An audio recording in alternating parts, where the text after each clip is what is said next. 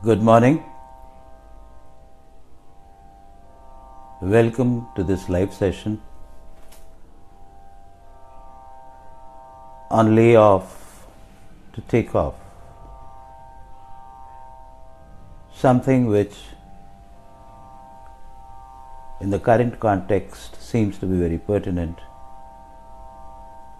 Some people had asked me to share my views on this. And I also felt there is a need from my side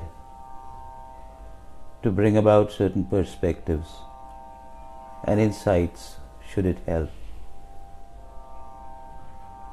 It's not ironical that my journey as an independent, as an entrepreneur, started in 2001 with massive layoff scenarios.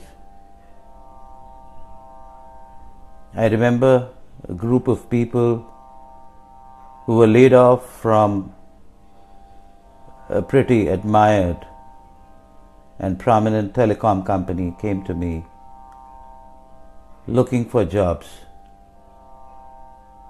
And I had almost succumbed to the compassion, to the sympathy of try and help them to get jobs, because I had just come out from the IT industry, had some connections, and I sincerely felt that maybe I could help them by connecting them to people and they could find jobs. However, when I slept over it, I realized that this is a never-ending game. There's a never-ending game of people getting unwittingly sucked into spaces which are not meant for them, unwittingly relenting to glorified captivity, doing what they don't like and not being able to do what they like till they are laid off. And that's when I brought, which I suppose to be the most powerful, the most meaningful program I've ever created, The Power Within. That's when my journey started parallelly with the individual and the institution, trying to help them redefine themselves and redefine their expectations just in case there was a bridge. So I'll come back to that later, but before that, from my understanding of walking along with people who are laid off, helping them to figure out how can they rebuild their lives. One thing fundamentally that I believe is applicable for all of us, whether we are laid off or not, is whatever happened was right. Whatever is happening is right, and whatever is going to happen is also right. So you guys who are laid off, listen to me very carefully and please stay with me till the end. I'll help you understand why is it right to have been laid off in the past, why is it right to have been laid off now, and how does it help me in the future and make whatever happens in the future right for us. If you look back at the trend, almost every 7-8 years, there is a recession, there is a downturn, and there are layoffs. So there is nothing sudden about it. There is nothing unusual about it. I think it's a correction that greed-led, commerce-driven initiatives need to go through every now and then to continue to be viable and continue to be profitable. It's more like a cycle that economy drives, not ecology. If it was ecology, it would have been very different. And somewhere we need to understand this. We need to understand this before we come with this mindset that a job is secure, that at the most it is secure for not more than 8 years. And I'm talking of most of the companies, not all, exceptions are always there. And as a matter of fact, we need to come with the expectation that if we are stuck with the security and get complacent with it, we are more likely to be laid off, like the boiled frog. I'm sure all of us know the story of the boiled frog, which was feeling comfortable as long as the water was getting warm, till suddenly it started boiling and the frog could not respond, the frog could not jump out of the water. And that's exactly what is happening to those who are being laid off. So what was happening was right. The 7 to 8 year cycle, every 7 to 8 years, chunks of people getting laid off for whatever reason, was right so that people get to understand the nature of things. People get to understand that there is a gross mismatch between the employee and the employer, not because of any expectation mismatch, but because they are two different entities. The employee is a human being, is a conscious being, a being led by consciousness. Whether you are conscious or not conscious about it, you are guided by the supreme consciousness. Let's accept that. Whereas man-made, artificial, commerce-driven initiatives, they are led by commerce. They are not led by consciousness predominantly. Though I am currently working very, very painstakingly with some companies, trying to help them rediscover as conscious enterprises, trying to help them find out their purpose and make it the end rather than the profit, which becomes a mean to the end. So what happened was for us to realize that there was a gross mismatch. When I went out looking for a job, I did not look at this reality that there was a gross mismatch in the nature of the entities which are going to get associated in terms of their very drivers. And that's where fundamentally things started going wrong. I hoped and expected that all my needs will be met. I hoped and expected that I will be treated with dignity, I'll be treated with compassion, I'll be treated with honor as a human being must.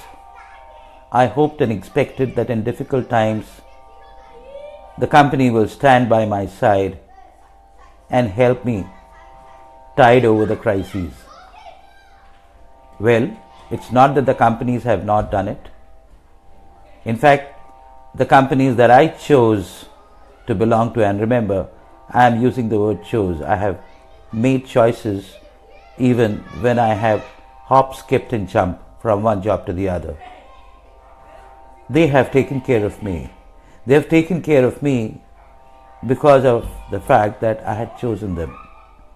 But by and large, businesses are businesses.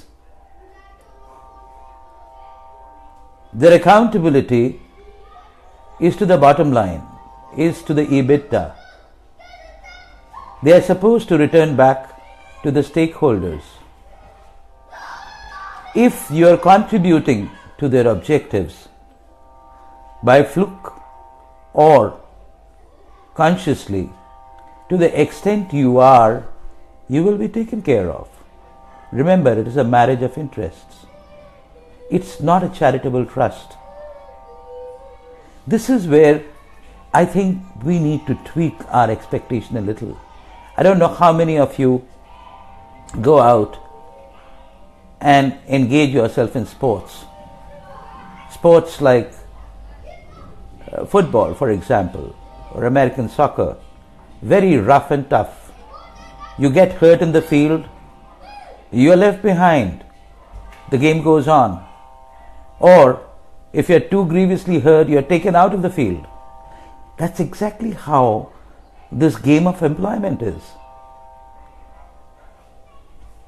People will come with compassion, people will come with help, people will come with assistance to hold you to the extent that they can, but not beyond that. So think about it. You have gone in with very, very humanistic expectation, assuming that you have gone into a humanistic institution. No, that's the biggest false assumption that you have gone. You have gone into a commercially engineered entity. Now, having gone with that assumption, you would have expected that your boss, your customers, your colleagues, your peers, they would all respect you and look at you as human beings with a bundle of emotions, with likes and dislikes, with peaks and troughs of performance. That's a wrong expectation. You are here to play a game by the rule of the game. And you are here to play and win if possible. But even if you have not won and you are playing the game, trust me, you are sustained. So, rule number one, if you have not been laid off, go and understand what is this game all about. Understand the rules, and from tomorrow onwards, play the game to the rule. That's what you have settled for. Please understand that. And that's what is right about this happening again and again. Point number two, what are the drivers that brought you in? Can you think about it? Yes, you made a choice in terms of joining company X and not company Y or Z. But why in the first place did you do it? Was it driven by your choice? Did you make a choice? Or driven by something else? If you are true to yourself, if you are honest about it, you will notice you were not driven by yourself. You were driven by peer pressure. You are driven by societal pressure.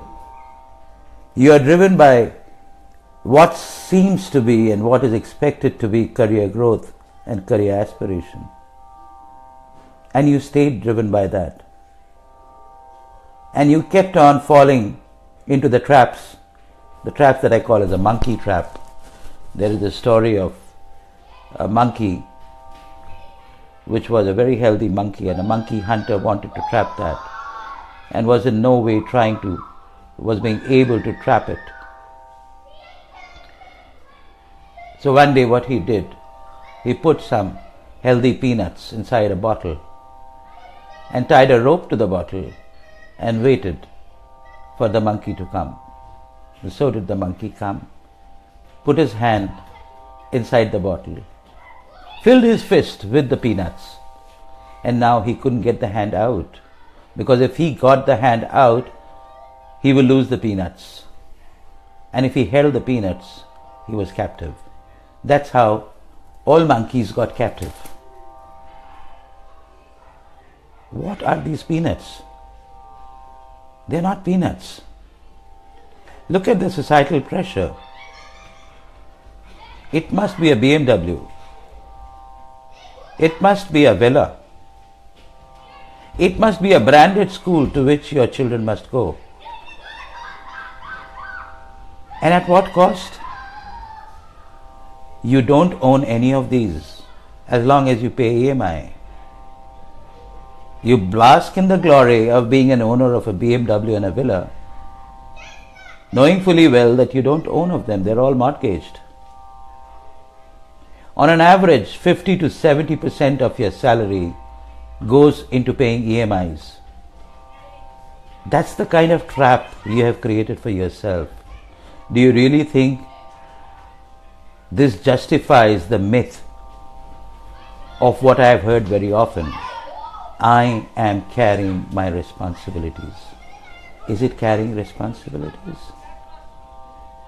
Did anyone ask you to do that? Will a BMW do much better than a Maruti 800? Besides creating more bottleneck in an already crazy traffic?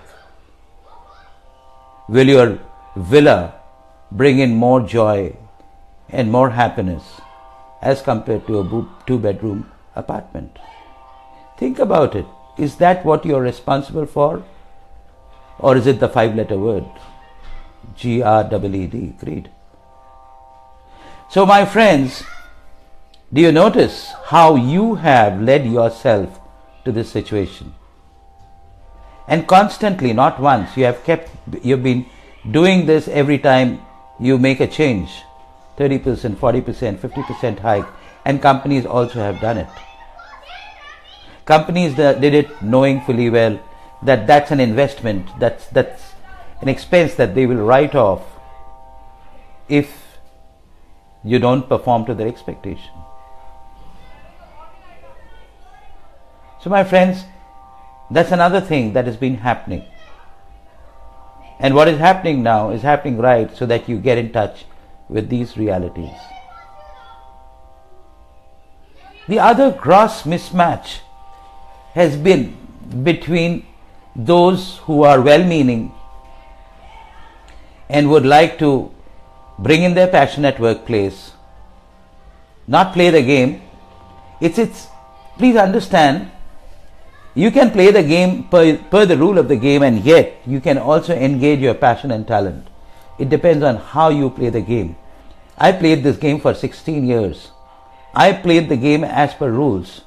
But all along these 16 years, I also ensured that my passion was engaged in whatever I did. My passion to relate to people, my passion to listen to their unsaid, my passion to empathize with them, my passion to get to know what their real need is, helped me close $1 million deals. Now, what I learned during this journey, and also my journey as an enabler, now this is something very subtle you need to understand very carefully. The companies come with tremendous authority and need to control. If they need to control, they need two things from you. One is consistency. You can't be creating magic. Magic is inconsistent.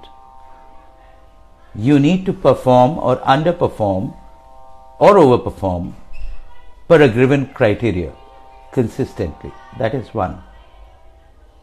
The second, which is very important, all human beings are wired for excellence.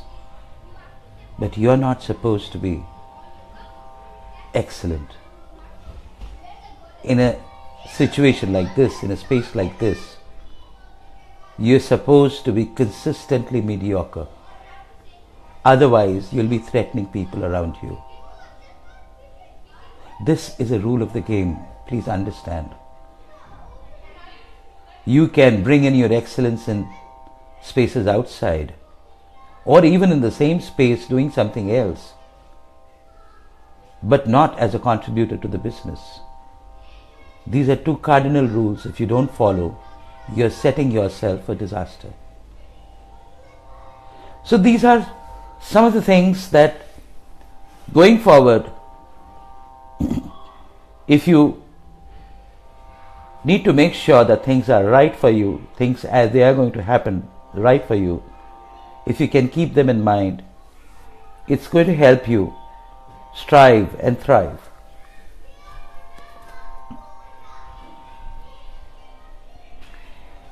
Another very important, just checking out some of the talking points that I had written. There are so many things and there's just little time. So I thought, let me touch upon. Another important thing to remember is companies ask for performance. Please understand one thing very clearly, and this is a very strong belief that I carry. Human beings were not meant to work for others. They were meant to work for themselves.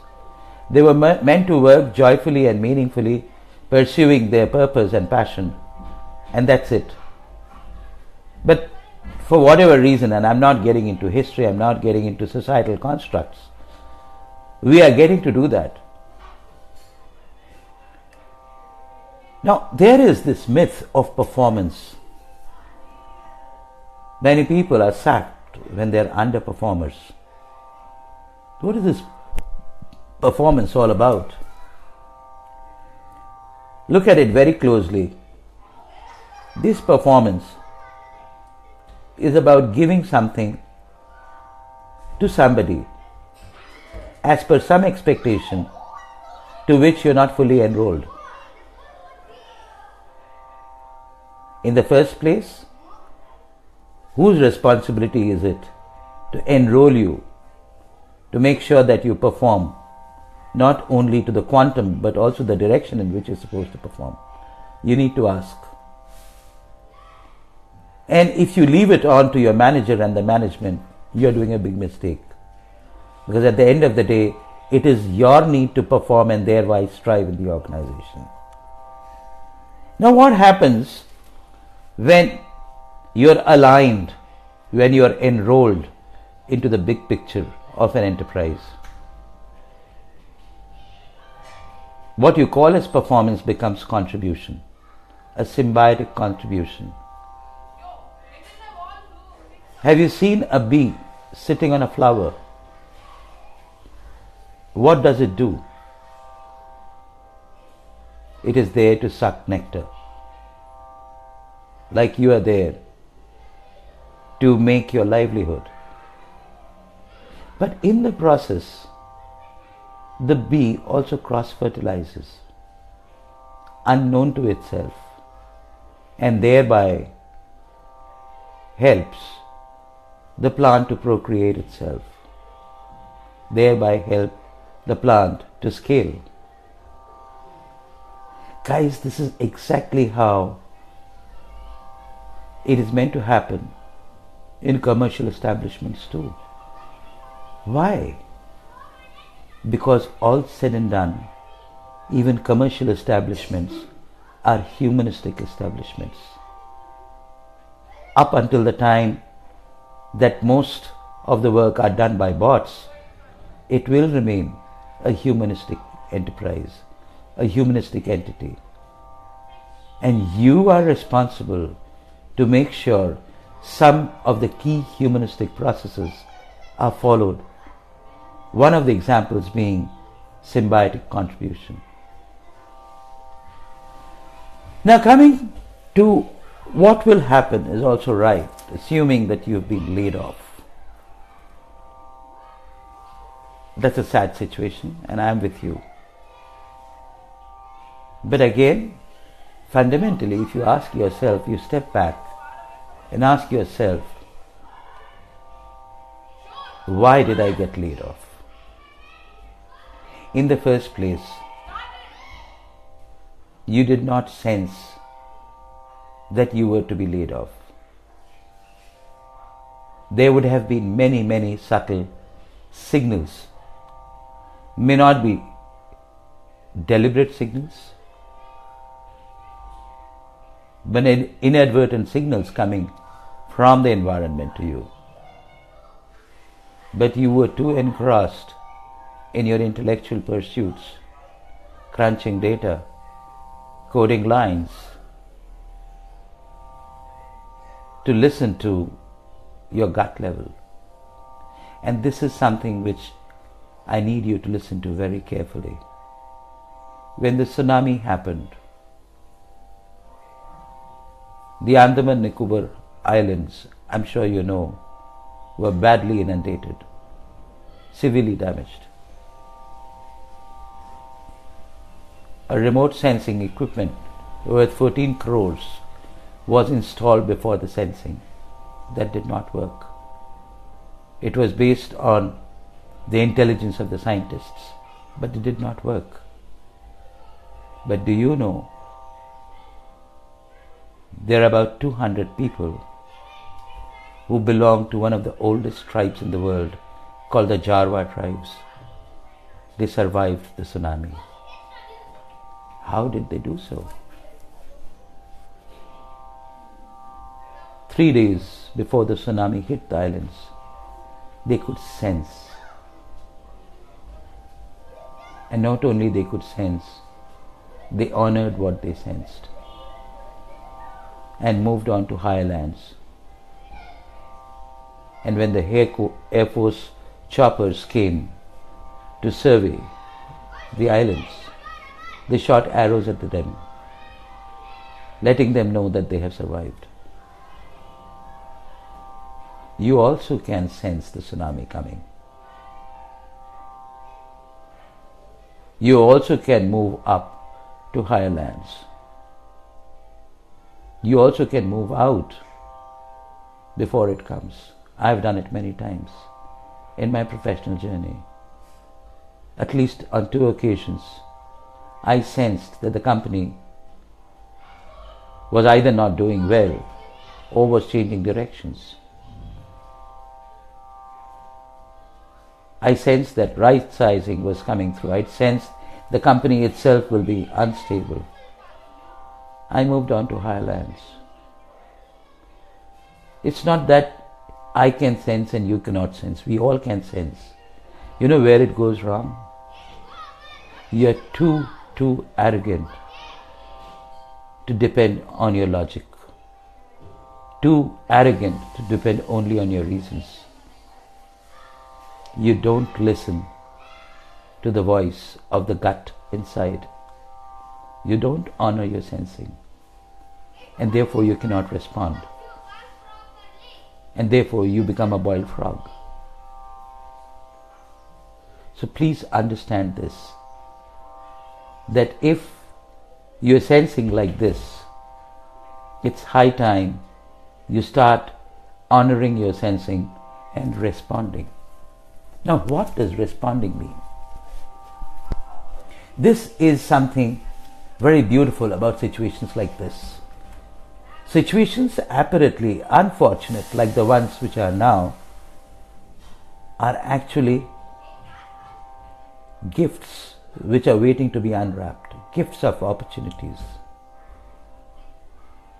If you can step back and look at, hey, I think I'm a misfit, I'm a square peg in a round hole in this organization, or even if I'm not, maybe I can be a better fit in a better space.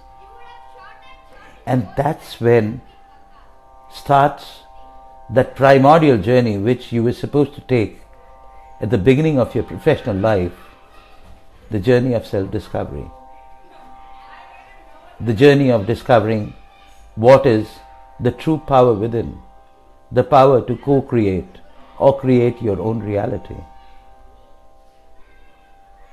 Yes, it's difficult to do it by yourself, though I did it. I did it when I left the corporate after 16 years. And I left it because I thought I was getting jaded. I thought for a very long time I have played the game per the rule of my employers. I thought it's time for me to change the game and start my own game and play it per my rule. So before I started, I locked myself up in a room for 3 days just to take inventory and stock of A, what I am good at, B, what is it that I am meant to be doing, and C, very importantly, how is it that I am meant to be doing whatever I am meant to be doing. I had no Indranil to help me then. You have me today. Trust me, it is so sad in situations like this when I call people and ask them to go through an exploratory experience of personal discovery, they shy away, citing excuses. They're going through denial, or perhaps they're still angry, or they think they're in a better position to bargain and strangle something. They don't need to go through this. Or worst is when they are in a state of withdrawal. They're depressed. When I started my journey, a bunch of people who came, some of them were in state of depression. I lifted them out of it. It was a one-day intervention, and I helped them to see such awesomeness that was buried deep, deep inside the assumptions that they carried about themselves, most of which were flawed. From then onwards, they never looked back. But today I don't do it. Today I've become much more patient and perhaps more compassionate. Those days I used to be harsh. I used to be in the face. I used to challenge them to break down their own myth of who they are, their own self-concept, so that they can discover truly who they are. So that's what you need to be doing today if you are faced with a situation. Imagine this is a sabbatical that you have. And once you have done it, don't hesitate to re-carve your life's journey. I was a sales and marketing person all through my career. I romped through the IT industry. I went places. I was drawing one of the most handsome salary packages. But when I started as a facilitator, it was entirely different. In 99, when I left the corporate, I knew that I can't just start from the next day. I needed to learn the tricks of the trade. My potential, my passion, my purpose will all drive me in that direction. I had the humility to go through apprenticeship for 2 years with some OD consultants. Today, I am grateful to them for having led me onto my path, for having given me the skills, the techniques. Those are required, but most importantly is required the humility to go and learn how to make vada pav, if that's what your destiny has in store for you. Yeah, don't stop yourself. Guys, please remember, this world is a space of infinite opportunity, and some of them are exactly meant for you the way you are wired. As long as you don't claim it, you will be going through these disappointing and depressing cycles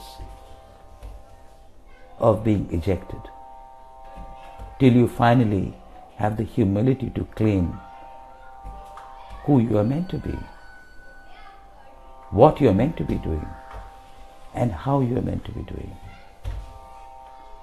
I remember, I think it was around the 2008-2009 slump when there were a lot of layoffs happened. I remember there was this IIM guy who was also in a state of deep depression, and he had come to me looking for a job. I could not tell him on his face, but I could see that his state of mind was such that if he went for an interview, he will not be selected. The energy that he gave out was that of very low confidence. So I sat with him. I took him out of that thought process. We went back into his days in college, what he liked doing, what he used to fondly engage in as fantasies. And trust me, he had buried his deepest desire to travel. He had buried deep inside his desire to travel to different lands and capture images of those places to keep them alive and share with the rest of people in the world. I checked with him, does he have a camera? He said yes. I also checked with him, does he have a couple of $1,000 to go to a nearby place? Around Bangalore there are about quite a few places, about 100-kilometer radius away from the city. And he said he has. I said, take 2-3 days off. Go and capture some of the best images and come back. That was the beginning of the process of re-carving. I didn't have to do much. I just had to reconnect him to the wiring that he was carved out of. And then he left all his bragging of being an IIM and IIT, which is of no use. Because you were also set up, even before you started your career, by your environment to become a glorified captive. And therefore, you need to have glorified captivity education, captivity enabling education, CEE. And that's what you went through. So let's not blame education, environment and all those things. If there's anything that you need to blame, is you not taking responsibility of the choices that you're making. Believe you me, people are getting laid off because they set themselves up to be laid off and play victim. They're being laid off so that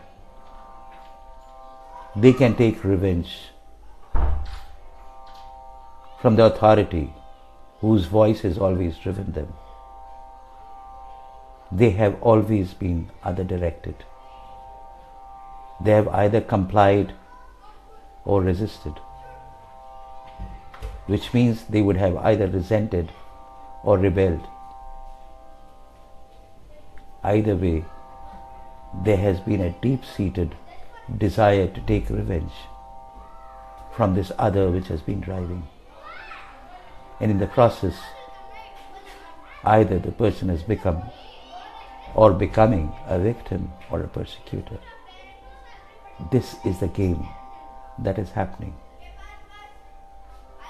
It needs a complete paradigmatic shift, a mindset shift, where you just choose to agree or disagree. You don't have to anymore. And if you agree or disagree, you accept the consequences of your agreement or disagreement. And my friends, when you do that, that's the only time you really take responsibility. And once you take responsibility, you're free. Thank you so much for being there with me. Questions will be welcome on Facebook. I also welcome you to connect with me should you want to talk to me one-on-one and see if I can help you by holding a mirror. But feel free to be free. That's what you were born for, and that's what you shall live for. Goodbye.